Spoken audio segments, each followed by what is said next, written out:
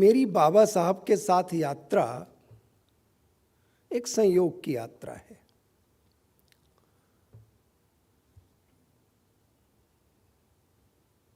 एक संयोग के नाते ही मुझे 2002 में पहली बार बाबा साहब पर एक प्रोजेक्ट मिला, उन पर काम करने का अवसर मिला। और जब मैंने उनको पढ़ना शुरू किया तो मुझे लगा कि इस महामानव के साथ तो समाज ने न्याय ही नहीं किया है। न उनकी लेखनी के साथ न्याय किया, न उनके ग्रंथों के साथ न्याय किया, न उनकी ज्ञान की अनंत ऊंचाइयों के साथ न्याय किया, न ही उन्होंने जो समाज संवर्धन का, समाज सुधार का जो कार्य किया, न उसके साथ न्याय किया। और उस दिन से विश्वास मानिए, जब भी मुझे मौका मिलता है तो मैं अपनी तरफ से एक छोटी सी श्रद्धांजलि देने की कोशिश करता हूं और कोशिश करता हूं कि बाबा साहब के उन पहलुओं का जिक्र किया जाए जिनका उल्लेख सामान्य तौर पर बहुत कम लोग करते हैं, या करते भी हैं तो शायद एक पर्सपेक्टिव में ढाल करके नहीं करते हैं। तो आज कुछ प्रयास मैं आप सबके समक्ष अवश्य करूंगा। सहमति असहमति बहुत स्वाभाविक प्रक्रिया है, लेकिन किसी एक आख्यान में, किसी एक संगोष्ठी में, किसी एक 40 मिनट 30 मिनट के संबोधन में बाबा साहब का एकांश भी नहीं छुआ जा सकता है। तो इस नाते मैं जब अपनी बात शुरू कर रहा हूं तो उसकी पृष्ठभूमि में श्रद्धेय अटल बिहारी वाजपेयी जी, रमाशंकर अग्निहोत्री की 2 वॉल्यूम्स पर किताब है, भारत रत्न बाबा साहब भीमराव अंबेडकर, और उसकी प्रस्तावना लिखने के लिए उन्होंने श्रद्धेय अटल जी को संपर्क किया। हम सभी मानते हैं कि जब प्रस्तावना लिखनी चाहिए या विषय प्रवेश लिखना चाहिए तो विषय का पूरा ज्ञान होना चाहिए। अटल जी ने उस प्रस्तावना में बहुत खूबसूरत शब्द कहे हैं और उन शब्दों को पढ़ करके बार बार एहसास होता है उस महामानव के साथ, उनके ग्रंथों के साथ जिस निष्प्रहता से अध्ययन होना चाहिए आज कम हो रहा है। मैं अटल जी को कोट करता हूं, डॉक्टर अंबेडकर को उनकी समग्रता में देखने का कठिन कार्य अब तक भी पूरा नहीं कर पाया हूं। शायद यह कार्य कभी पूरा होगा भी नहीं। केवल इसलिए नहीं कि डॉक्टर अंबेडकर के व्यक्तित्व के विभिन्न पहलू इतने गहरे हैं कि उनकी थाह पाना मुश्किल है, बल्कि इसलिए भी व्यक्तित्व या घटनाक्रम को जो उसकी पूर्णता में देखकर निष्कर्ष निकालने का कार्य, कितनी ईमानदारी से अटल जी कहते हैं, उनके व्यक्तित्व और कृतित्व के साथ निष्कर्ष निकालने का जो कार्य है वह अब अधिकाधिक कठिन होता चला जा रहा है। इसके लिए जिस वस्तुपरकता और निष्प्रहता की आवश्यकता होती है वह अभाव के रूप में मिलती है। कितना बड़ा कटाक्ष इन सामान्य शब्दों में श्रद्धेय अटल जी राजनैतिक समाज और विद्वत समाज पर करते हैं कि जिस निष्प्रहता की, जिस वस्तुपरकता की आवश्यकता होती है शायद वह धीरे धीरे कम होती चली जा रही है। डॉक्टर अंबेडकर, वो आगे लिखते हैं, वो बड़ा सा प्रीफेस है, उसमें से कुछ अंश मैंने निकाले हैं। डॉक्टर अंबेडकर विश्व के उन महारथियों में से हैं जो काल के कपाल पर अपनी अमिट छाप छोड़ जाते हैं, जिनके जुझारू जीवन और अनवरत संघर्ष से प्रेरणा लेकर भावी पीढ़ियां सामाजिक समता तथा न्याय की मशाल जलाकर अंधकार की शक्तियों से निरंतर लड़ती रहती हैं। वे सामाजिक क्रांति के संघर्षशील अग्रदूत थे। उनका मत था कि दलितों का संघर्ष राजनीतिक सत्ता में भागीदारी का संघर्ष है और एक बार यदि यह भागीदारी मिल गई तो सामाजिक न्याय के आधार पर सामाजिक संरचना का कार्य सरल हो जाएगा। अटल बिहारी वाजपेयी 7 मई 1994। जब मैं ये बात आपसे कह रहा हूं तो बाबा साहब का अध्ययन क्यों जरूरी है, उस पर डॉक्टर राजेंद्र प्रसाद ने संविधान सभा की अध्यक्षता करते हुए बाबा साहब के संदर्भ में कहा था। और जब आप संविधान सभा की डिबेट्स को पढ़ेंगे तो तमाम ऐसे अवसर आते हैं जब बाबा साहब को पृष्ठभूमि भी नहीं पता है, एकाएक डॉक्टर राजेंद्र प्रसाद उनको खड़ा कर देते हैं कि अब आप इसको डिफेंड करिए। अब सोचिए, कार्यवाही शुरू हुई, डॉक्टर साहब को पता भी नहीं आज मुझे इस विषय पर बोलना है, लेकिन डॉक्टर राजेंद्र प्रसाद उनकी क्षमता से, उनकी विद्वत्ता से इतने प्रभावित थे, परिचित थे कि वह तुरंत उनको कह देते थे और वे उस विषय के साथ पूरा न्याय करते थे। जो भी ट्रेजरी बेंचेस की तरफ से या कह लीजिए ड्राफ्टिंग कमेटी की तरफ से जो भी प्रस्तावित किया गया, उसको एकमेव व्यक्ति ने अगर डिफेंड किया तो बाबा साहब भीमराव अंबेडकर थे। डॉक्टर राजेंद्र प्रसाद कहते हैं, राजनीति के, जब मैं राजनीति कह रहा हूं तो पॉलिटिकल सिस्टम में बैठे हुए सभी लोग, और जब मैं राजनीति कह रहा हूं तो सोशल साइंस प्राइमरीली, क्योंकि मैं राजनीति शास्त्र का विद्यार्थी हूं। तो डॉक्टर अंबेडकर के बारे में राजेंद्र प्रसाद जी कहते हैं, राजनीति के सभी छात्रों को, यानी जो पॉलिटिक्स में उनको छात्र की संज्ञा दे रहे हैं, राजनीति के सभी छात्रों को चाहिए कि संविधान परिषद में डॉक्टर साहब द्वारा दिए गए भाषणों को बड़े ध्यान से पढ़ें और असाधारण प्रतिभा और दूरदृष्टि के धनी इस महापुरुष के गहन अध्ययन से लाभ उठाएं। उनकी जो ड्राफ्टिंग कमेटी चेयरमैन के पद की यात्रा है, उसके बारे में डॉक्टर अंबेडकर स्वयं ही कहते हैं, अपने आखिरी संभाषण में कहते हैं,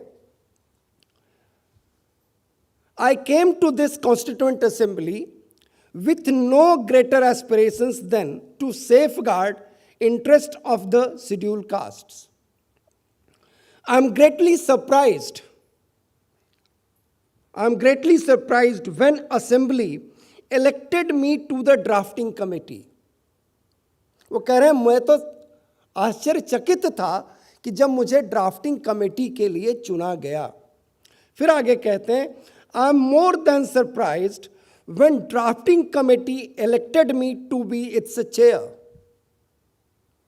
मैं और ज़्यादा अचंभित हुआ जब मुझे ड्राफ्टिंग कमेटी का चेयरमैन चुन लिया गया, और ये तब जब उस ड्राफ्टिंग कमेटी में कृष्णा अलादी अय्यर जैसे तमाम लोग बहुत योग्य हैं। और यहां पर मैं टीटी कृष्णमाचारी का उल्लेख अवश्य करना चाहूंगा। टीटी कृष्णमाचारी ड्राफ्टिंग कमेटी के मेंबर्स का नाम लिखते हैं, ये कॉन्स्टिट्यूएंट असेंबली डिबेट का हिस्सा है, और बताते हैं कि एक व्यक्ति का इंतकाल हो गया, उसकी जगह रीनॉमिनेशन नहीं हुआ। 2 लोग बहुत बीमार हो गए, उनका रिप्लेसमेंट नहीं दिया, मीटिंग में ही नहीं आए। 2 सुदूर दक्षिण भारत के थे, वो चले गए, पुनः मीटिंग में नहीं आए। बचा एक व्यक्ति, और वो थे बाबा साहब भीमराव अंबेडकर, जिन्होंने ये दुष्कर कार्य इस भारत राष्ट्र को एक करने में, समत्व देने में, समता देने में, समानता देने में, या कहें इसकी विरासत को संजोने का एक महत्वपूर्ण काम उनके द्वारा हुआ। इस नाते टीटी कृष्णमाचारी कहते हैं कि पूरा का पूरा संविधान बनाने का श्रेय डॉक्टर BR अम्बेडकर को दिया जाता है, दिया जाना चाहिए। जिन साथियों को पढ़ना हो कि टीटी कृष्णमाचारी, सबसे अच्छा तरीका है भारत सरकार की साइट पर जाइए, कॉन्स्टिट्यूएंट असेंबली डिबेट फ्री में मिलती हैं, उसको डाउनलोड करिए, उसको वर्ड्स फाइल में कन्वर्ट कर दीजिए, टीटी कृष्णमाचारी टाइप करिए, अपने आप जो जो उन्होंने कहा सब चला आएगा। इतने काम बाबा साहब ने किए हैं कि उसका परिचय आज तक समाज को नहीं हुआ है। और जब मैं एक बात कह रहा हूं तो बड़ी जिम्मेदारी से कह रहा हूं। तमाम ऐसे कार्य हैं जिनके बारे में बाबा साहब, मैं कई बार मजाक में माननीय कुलपति जी कहता हूं कि गांधी जी की बकरी तो पूरी दुनिया में मशहूर हो गई, बाबा साहब की बकरी पे तो ध्यान ही नहीं गया। उनकी रात्र की पढ़ाई तो उसी बकरी के साथ होती थी। जिस तरह का हमारा सामाजिक परिवेश है, पशुओं को अगर, पालतू पशुओं को अगर घर के बाहर बांध दीजिए तो कोई चुरा ले जाता था। पूरा परिवार एक कमरे में सो रहा, वो छोटा सा बालक कोने में बैठ करके पढ़ रहा, और उसके साथ में वो जीव बकरी, जिसको वो सहलाते हुए, खेलते हुए पढ़ते रहे होंगे, उसका तो जिक्र ही नहीं किसी ने किया, और दूध भी पीते रहे होंगे। तो हमने एक की बकरी को तो ऐसा मान दे दिया, ऐसा उल्लेख कर दिया, दूसरे जिसके बचपन के साथ वो चली, जिसने अपना बचपन गुजारा उसके साथ, उसका तो उल्लेख भी नहीं करते। आज पर्यावरण की बड़ी चिंता होती है। मध्य प्रदेश हिंदी ग्रंथ अकादमी ने एक बड़ा खूबसूरत शास्त्र नागर जी का छापा है, उसमें कुछ उल्लेख मिलता है कि बाबा साहब को पौधों का बहुत शौक था। जब भी उनको अवसर मिलता था तो कई बार तो अपनी बचाई हुई जेब खर्ची से भी पौधे खरीद करके ला करके रोपने का प्रयास करते थे। क्या हमने अपने विद्यालयों में बाबा साहब का ये गुण बताया? जीव के प्रति उनका जो ममत्व था, जो लगाव था, उसके बारे में बताया? क्या पर्यावरण के प्रति उनका जो लगाव बचपन से था, क्या उसके बारे में बताया?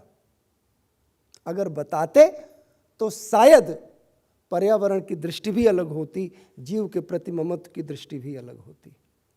लेकिन मैंने कहा ना कि इन महापुरुषों को भी हमने अपने अपने खांचे में बांट लिया।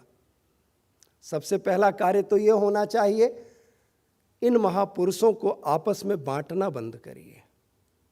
और जब मैं ये बात कह रहा हूं तो बड़ी जिम्मेदारी से कह रहा हूं।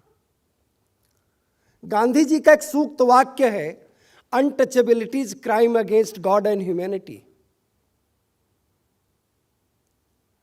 गांधी जी जब ये बात कह रहे हैं तो उस पूरे भारतीय समाज में, जिसमें धार्मिकता बहुत प्रमुख है, उसमें अपने सपोर्ट बेस को वो क्वेश्चन कर रहे हैं कि आप ये जो कार्य करते हैं ये भगवान के प्रति भी अपराध है, मानवता के प्रति भी अपराध है, इस नाते छुआछूत से बचिए। बाबा साहब जब ये बात कर रहे हैं तो उस वर्ग विशेष को चैतन्य कर रहे हैं, उसको जागरूक कर रहे हैं, उसको ताकत दे रहे हैं। दोनों के फलक अलग हैं, दोनों के काम अलग हैं, लेकिन उद्देश्य एक जैसा है। मैं कई बार आख्यानों में जाता हूं तो मुझे दोनों महापुरुषों को आमने सामने करते हुए लोग बहुत नजर आते हैं। मेरा ये मानना है कि पूना पैक्ट की पृष्ठभूमि अगर आप पढ़ेंगे और बाबा साहब के शब्द वहाँ आप पढ़ेंगे तो आपको लगेगा कि इन महापुरुषों में हमने बेजा ही टकराव ढूंढना शुरू कर दिया। एक दूसरे का बहुत सम्मान करते थे। संविधान सभा की ड्राफ्टिंग कमेटी बननी थी। सरदार पटेल और पंडित नेहरू जी गांधी जी के पास गए और उन्होंने जो नाम प्रस्तावित किया उसमें सर्वप्रमुख नाम था सर आइवर जेनिंग्स का। गांधी जी ने एक पल गंवाए बिना ही कहा कि नहीं, इसकी आवश्यकता नहीं है, we do have our own Ivor Jennings, हमारे पास अपना व्यक्ति है। और उन्होंने बाबा साहब भीमराव अंबेडकर का नाम प्रस्तावित किया। क्यों प्रस्तावित किया? किसी एक मंच पर डॉक्टर बी आर अंबेडकर के साथ गांधी जी का जो संसर्ग है या विमर्श है वो गोलमेज सम्मेलन है। फर्स्ट राउंड टेबल कॉन्फ्रेंस में डॉक्टर अंबेडकर गए थे, सेकेंड राउंड टेबल कॉन्फ्रेंस में गांधी जी गए। और गांधी जी और डॉक्टर अंबेडकर के जो डिस्कोर्स हैं उसमें डॉक्टर अंबेडकर बहुत प्रखरता से अपनी बात गांधी जी के सामने रखते हैं, राउंड टेबल कॉन्फ्रेंस में रखते हैं, गांधी जी से अपनी असहमतियों को भी रखते हैं। और एक जगह तो क्लेम भी करते हैं, in some of the issues I was 200 times ahead than mister Gandhi. मैं लगभग 200% अधिक आगे बढ़ करके उस विषय पर बात कर रहा था, ऐसा बाबा साहब कहते हैं। तीसरी राउंड टेबल कॉन्फ्रेंस में गांधी जी जेल में थे। लेकिन आप देखिए, जैसे ही अवसर आया गांधी जी ने बाबा साहब का नाम प्रस्तावित किया। और मैं राजनीति शास्त्र का विद्यार्थी हूं, हम लोगों को पढ़ाया गया अरिस्टोटल वो पहला विद्वान था जिसने 158 संविधानों का लिखित अलिखित परंपरागत संविधान थे, उनमें से 158 संविधानों का अध्ययन किया और सरकार का एक त्रयी स्वरूप उसने पूरी दुनिया के समक्ष रखा। डॉक्टर बी आर अंबेडकर के बारे में, क्योंकि उन्होंने कभी खुद क्लेम नहीं किया, लेकिन जिस तरह से उन्होंने संविधान सभा में तमाम देशों के संविधानों का उद्धरण दिया, वो संख्या बनती है 60। Such a person who was known to 60 constitutions of the world. जब आप स्रोतों की बात करेंगे तो कहीं आयरलैंड दिखेगा, कहीं साउथ अफ्रीका दिखेगा, कहीं अमेरिका दिखेगा, कहीं ब्रिटेन दिखेगा, कहीं जर्मनी दिखेगा। ये वो संविधान के स्रोत हैं जहां से हमने अपने संविधान में मदद ली है। लेकिन जब कॉन्स्टिट्यूएंट असेंबली डिबेट में आप कंट्रीज को आइडेंटिफाई करना शुरू करेंगे तो 60 देशों के संवैधानिक प्रावधानों का उल्लेख बाबा साहब करते हैं।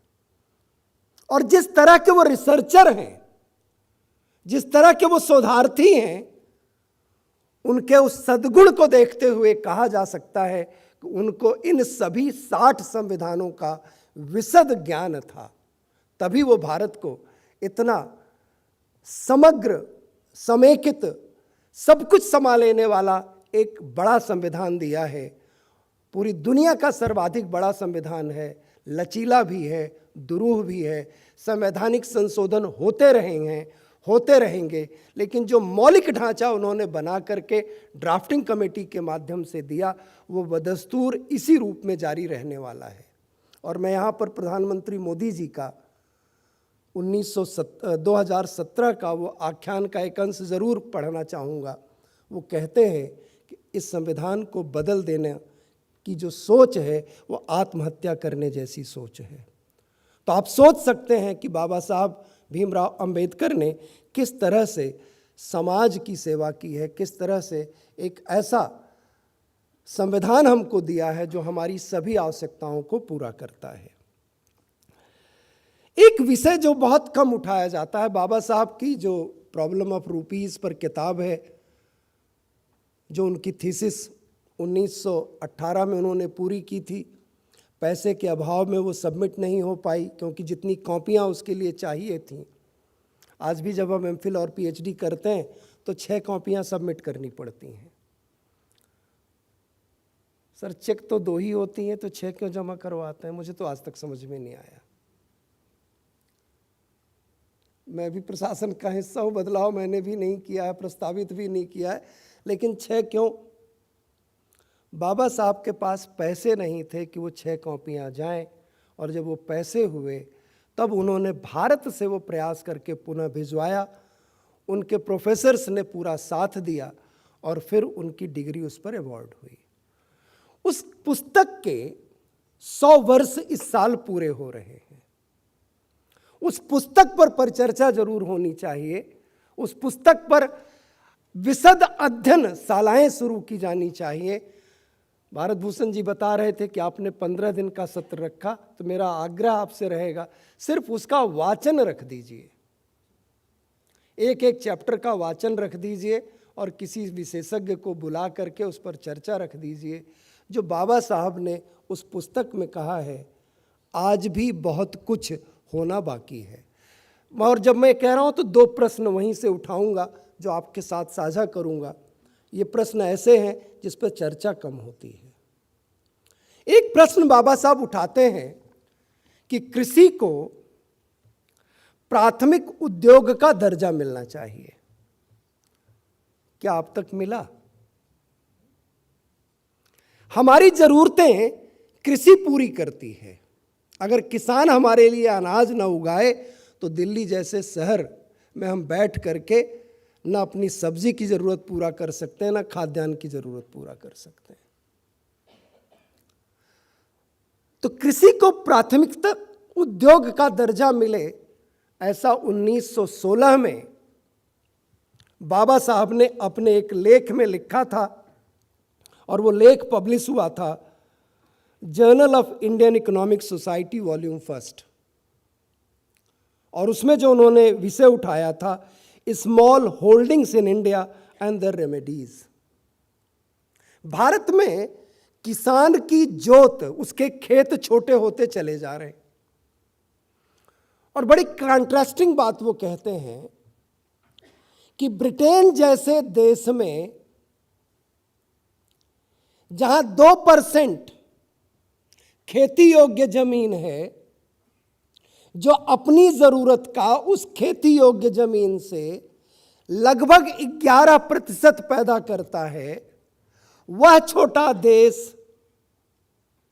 तमाम वैयक्तिक समस्याओं के बाद, इंडिविजुअल पर्सपेक्टिव्स के बाद, इंडिविजुअलिज्म के बाद भी अपने खेतों का आकार बड़ा बनाए रखने में सफल हुआ है। It's a success story of Britain. Only 2% land, 11% production of their requirement, and bigger holdings protected by themselves. अब सोचिए जरा, भारत में आइए, हम अपने यहां परिवार के विघटन के साथ साथ उस जमीन के स्वरूप को छोटा करते चले गए। जब जोत छोटी हो जाती है तो बड़े कृषि उत्पादन कम होते चले जाते हैं। ज़्यादा से ज़्यादा वह उत्पादन अपनी व्यक्तिगत ज़रूरतों तक सीमित हो जाते हैं। आप जरा सोच करके देखिए, 1916 में बाबा साहब कह रहे हैं, अगर यह किसान सिर्फ अपनी ज़रूरतों तक सीमित हो गया तो फिर पूरे समाज की खाद्यान्न की ज़रूरत कैसे पूरी होगी। हरियाणा, पंजाब जैसे कुछ राज्य हैं जिनकी जोत बहुत बड़ी है, जहां किसानों के पास जोत बड़ी है, उत्पादन अधिक होता है, लेकिन आप तमाम राज्यों में चले जाएं, जोत छोटी होती चली जा रही है। और उस जोत छोटी होने के पीछे एक बहुत बड़ा कारण है न्यूक्लियर फैमिलीज़ का संवर्धन, और जो जॉइंट फैमिलीज़ थी, जो संयुक्त परिवार थे, उनका अपवर्धन, उसमें क्षरण। अगर बाबा साहब की बात मान ली जाती तो जो जॉइंट फैमिलीज़ हैं, शायद उसको बचाने में भी वैचारिक मदद मिलती। उसके आर्थिक पहलू को अगर उन परिवारों के समक्ष रखा जाता तो शायद स्वार्थपरता की जगह लंबी जोत को, उस धरोहर को बचाए रखने में बहुत बड़ा योगदान होता। ये पक्ष में उनका आपके समक्ष रखना चाहता था। तो इस नाते बाबा साहब का एक एक ग्रंथ, उनके द्वारा उठाए गए एक एक विषय इतने महत्वपूर्ण हैं, अगर आप उन पर चिंतन मनन शुरू करेंगे तो लगेगा कि हमने पिछले 100 वर्षों में बहुत कुछ ध्यान ही नहीं दिया है। एक और बात, अर्बनाइजेशन पर, साइक्लिक इकोनॉमी पर। अभी प्रधानमंत्री जी के द्वारा किसानों को मदद के रूप में पूरे साल में 6,000 रुपये दिए जाते हैं। देखने में यह अमाउंट बड़ा छोटा है, राजनीति भी हो सकती है, बहुत स्वाभाविक प्रक्रिया है, ज़्यादा मिलना चाहिए, कम क्यों दे रहे हो। किसान को आज भी उसकी उपज का पैसा नहीं मिलता। लेकिन बाबा साहब इसी 1918 के ग्रंथ में कहते हैं, अर्बनाइजेशन एसेंशियल है, शहरीकरण एसेंशियल है, आवश्यक है। Migration for upliftment to the families and profession बहुत जरूरी है। इसलिए जरूरी है कि जब वो शहर में जाकर के कुछ अर्न करेगा तो अपने परिवार के पास पैसा वापस भेजता है। आज भी जो परिवार गांव से जुड़े हुए हैं वो अपने बारे में सोच करके देखेंगे तो आज भी शहरों में रहते हुए कुछ कुछ आर्थिक मदद हम अपने परिवारों को भेजते हैं, जिससे कृषि करने में या उनकी ज़रूरतों में हम अपना सहयोग देते हैं। Doctor Ambedkar suggest make it cyclic effort. वो कहते हैं कि इसको एक निर्बाध प्रक्रिया के रूप में विकसित करिए कि आप शहरों में अर्न करके कुछ पूंजी नियमित रूप से अपने घरों को भेजिए, जिससे वहाँ पर एक आर्थिक संचारी व्यवस्था चलती रहे। Centralisation to the urban centres का बाबा साहब विरोध करते हैं और कहते हैं कि हमको सब अर्बन सेंटर्स बनाने चाहिए, हमको छोटे छोटे औद्योगिक नगर बसाने चाहिए, जिससे उनका लाभ पूरे समाज को हो सके। आप देखिए दिल्ली पर दबाव बढ़ता जा रहा है, मुंबई पर दबाव बढ़ता जा रहा है, चेन्नई पर दबाव बढ़ता जा रहा है, बेंगलोर पर दबाव बढ़ता जा रहा है, कोलकाता पर दबाव बढ़ता जा रहा है। लगातार लोग उद्योग धंधों के लिए, व्यवसाय के लिए, नौकरियों के लिए इन बड़े शहरों की बात करते हैं, इनकी तरफ आते हैं। उज्जैन जैसा शहर जब राजा हर्ष ने बसाया था कुंभ के लिए, तो मात्र 20,000 लोगों के लिए बसाया था। आज भी वो शहर कई लाख लोगों की आवश्यकता पूरी कर रहा है। तो बाबा साहब इस नाते कहते हैं सब अर्बन सेंटर्स बनाइए, उसकी व्यवस्था ऐसी कीजिए जिससे वो आने वाले कई 100 वर्षों तक लोगों की ज़रूरतें पूरी कर रहे। और जब हम स्मार्ट सिटीज़ की बात करते हैं तो वहीं से ये लिया गया होगा। और कई बार तो मैं जब सरकार की नीतियां देखता हूं तो मुझे लगता है कि बहुत गहराई से अध्ययन किया गया है बाबा साहब का। निष्प्रिय होगा, वस्तुपरक होगा कि नहीं होगा, वो सवाल उठ सकते हैं, लेकिन बहुत गहराई से अध्ययन करके जो योगदान समाज को मिलना चाहिए बाबा साहब का, पूरी तरह से तो नहीं मिला, लेकिन आज भी सरकारें उस पर प्रयास कर रही हैं। और जब मैं उनके रेलेवेंस के बारे में सोचता हूँ तो आप ये सोच करके देखें कि कौन ऐसा है जो आज उनसे छूता है। आप सोच करके देखिए उनकी बचपन की यात्रा, जिनके साथ छुआछूत का व्यवहार हुआ, जिनके साथ भेदभाव हुआ, आज उनके विचारों से कोई भी अछूता नहीं है। आज राजनीतिक सत्ता, सामाजिक सत्ता में बैठा हुआ कोई व्यक्ति उनके विचारों की उपेक्षा नहीं कर सकता। पॉलिटिकली करेक्ट रहने की लोग कोशिश करते हैं, लेकिन इतिहास हमको बार बार बताता है कि बाबा साहब के साथ भी न्याय नहीं हुआ और उनकी मृत्यु के लगभग 34 वर्षों के बाद उनको भारत रत्न मिला। कैसे मिला, किस रूप में मिला, उसकी भी एक राजनीति है। उस राजनीति में जाने की फिलहाल आवश्यकता नहीं है। कुछ प्रश्न तो बाबा साहब के बारे में, उनके मतांतरण के बारे में उठाए जाते हैं। मैं वहाँ चलता हूँ। बाबा साहब की एक मान्यता है कि भारत का समाज धार्मिक समाज है। हम सभी शिक्षा संस्थान में बैठे हैं, अपनी अपनी तरफ से पूरा प्रयास करते हैं कि समाज को बेहतर दें। बाबा साहब कहते हैं कि भारत में धर्म की शिक्षा होनी चाहिए, और ऐसी ही बात धार्मिक शिक्षा नहीं, धर्म की शिक्षा, धार्मिकता की शिक्षा नहीं, रिचुअलिज्म की नहीं। वो रिचुअलिज्म को भी विरोध नहीं करते।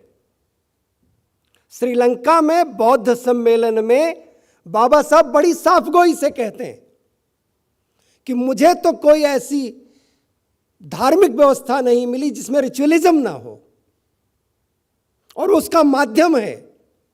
इस नाते रिचुअलिज्म को सिर्फ रिचुअलिज्म का करके नकार दे, ऐसा नहीं होना चाहिए। उसके पीछे के कारणों का भी अध्ययन करना चाहिए। बाबा साहब भारतीय समाज के लिए धर्म को आवश्यक मानते हैं, और जब उनको अपनी परेशानियों के चलते, अपनी समझ के चलते, अपने अनुभवों के चलते लगा, तो उन्होंने नास्तिकता का सहारा नहीं लिया, आस्तिकता का सहारा लिया। भारतीय समाज को बनाने में धार्मिकता का बहुत बड़ा योगदान है, इसलिए बाबा साहब उसको स्वीकार करते हैं। Gandhi ji, doctor B R. अम्बेडकर, सी राजगोपालाचारी, ये वो लोग थे जिन्होंने कहा था कि हमको भारत में धर्म की शिक्षा देनी चाहिए, किसी पूजा पद्धति की शिक्षा नहीं देनी चाहिए।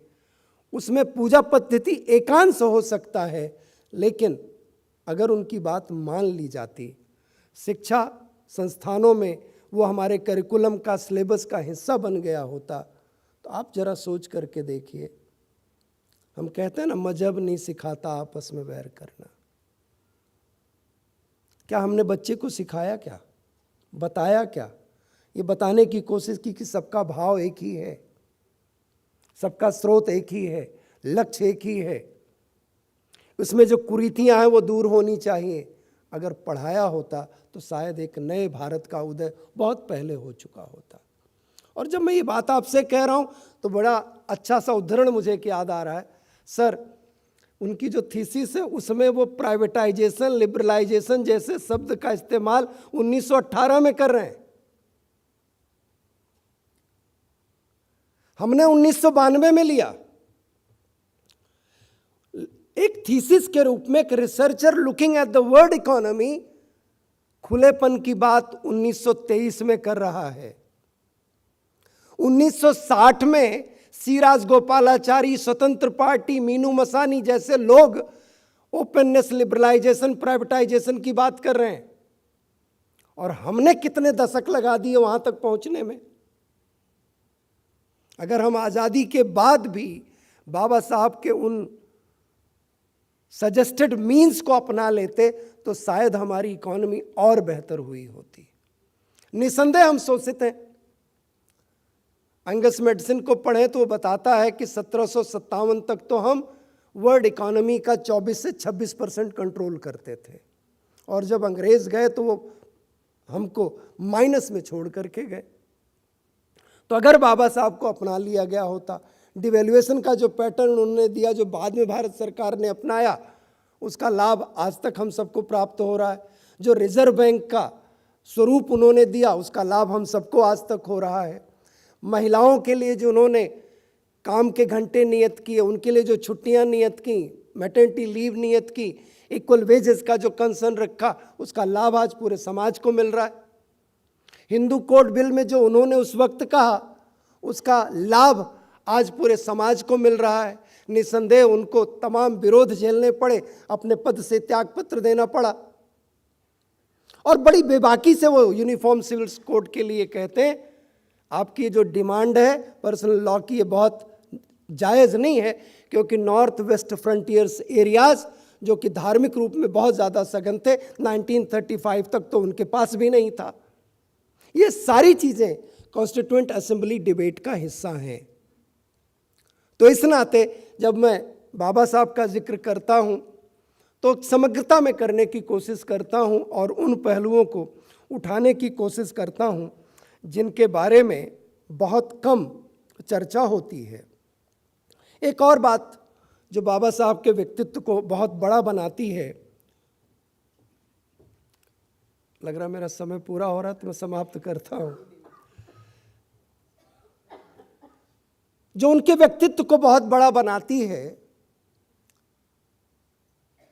वो उनका सबके साथ चलने का संकल्प। आप उनकी अपनी रचनाओं को पढ़ेंगे तो दो बातें मिलती हैं। पार्लियामेंट्री सिस्टम की जगह बाबा साहब अंबेडकर अध्यक्षीय शासन तंत्र को महत्व देते हैं।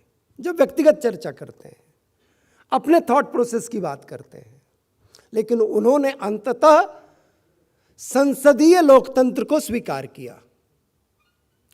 जब वो संघीय लोकतंत्र की बात करते हैं, संघीय ढांचे की बात करते हैं, तो उनका अनुभव, उनका अध्ययन अमेरिका के पक्ष में जाता हुआ दिखता है। लेकिन जब संविधान सभा में वो निर्णय लेते हैं तो अर्ध संघीय ढांचे की तरफ जाते हैं, क्वासी फेडरल स्ट्रक्चर की तरफ जाते हैं। We the people of India, वहां पर राष्ट्र शब्द का इस्तेमाल करने की कोशिश हुई। संविधान सभा में तमाम लोगों ने आग्रह किया, लेकिन बाबा साहब ने बहुत मनोवैज्ञानिक प्रश्न उठाते हुए कहा कि नहीं, we the people of India जो है वो हमारे मनोभावों को, हम भारत के लोग, हमारे मनोभावों को प्रदर्शित करता है और जो राष्ट्र का बोध कम हो गया था उस राष्ट्रबोध को पूरा करता है। इस नाते इसको आगे लाना चाहिए। एक और बात कहते हुए अपनी बात समाप्त करूंगा। बातें तो बहुत सारी मैंने पहले ही कहा था कि एकांश भी नहीं हो सकता, क्योंकि बहुत बड़ा व्यक्तित्व है, महामानव है, जिनको यूनाइटेड नेशन ने भी महामानव के रूप में 2017 में स्वीकार किया है। और बिल्कुल कौशल जी बिल्कुल ठीक कह रही थी, शायद अकेले व्यक्ति हैं जिनका जन्मदिन यूनाइटेड नेशंस भी मनाता है। इतनी महत्ता राजनीतिक क्षेत्र में, सामाजिक क्षेत्र में किसी और व्यक्ति को प्राप्त नहीं है। एक दो उदाहरण आपके समक्ष रखता हुआ अपनी बात समाप्त करूंगा। Doctor B R. अम्बेडकर जब पीएचडी करके आए तो चौल में रहते थे। अंग्रेज सरकार को वहाँ से टेलीग्राम आया कि भाई खोजिए कहाँ रहते हैं, तो उनको खोजने में दिक्कत हुई। जब उनसे पहली बार मिले तो उनको ऑफर दिया गया, कहानी लंबी है, मैं घटना को बीच में से ले रहा हूँ। उनको जिला जज बनाए जाने का ऑफर दिया गया और कहा गया कि आप जिला जज बन जाइए, 2000 रुपये आपकी सैलरी होगी। डॉक्टर अंबेडकर ने मना कर दिया। दूसरे दिन फिर प्रस्ताव आया, आप बन जाइए, आपको 6 महीने बाद प्रमोट करके हाई कोर्ट का जज बना दिया जाएगा। और जो 2000 की सैलरी थी उसके साथ कंडीशन लगाई कि 6 महीने 2000, 6 महीने के बाद 4000। बाबा साहब ने फिर मना कर दिया।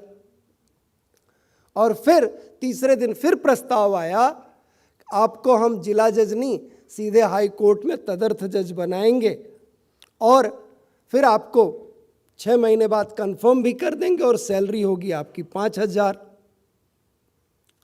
बाबा साहब ने अपना जोड़ घटाया, बोला भाई मेरा खर्चा तो 200 ही रुपए है, मुझे क्या काम।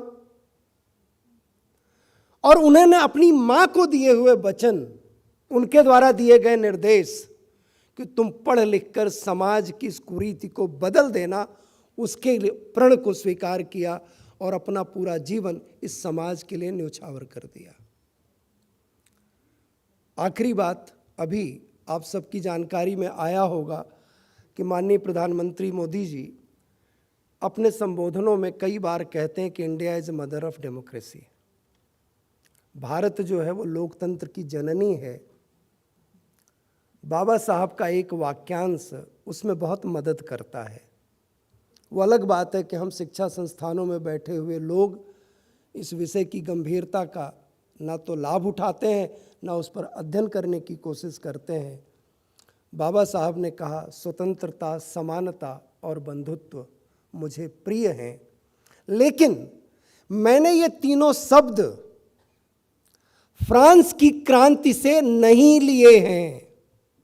I have taken these words from Mahatma Buddha.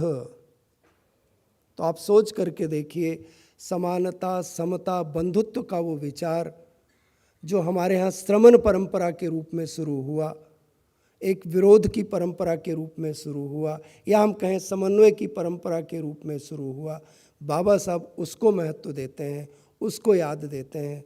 तो हम शिक्षा जगत में बैठे हुए लोगों का दायित्व बनता है कि महात्मा बुद्ध के समय स्वतंत्रता, समता जैसे जो विषय आए, आज जो यूनिवर्सल पर्सपेक्टिव के रूप में देखे जाते हैं, उसको भी अपने अध्ययन का केंद्र बनाएं। बहुत बहुत धन्यवाद, बहुत बहुत साधुवाद।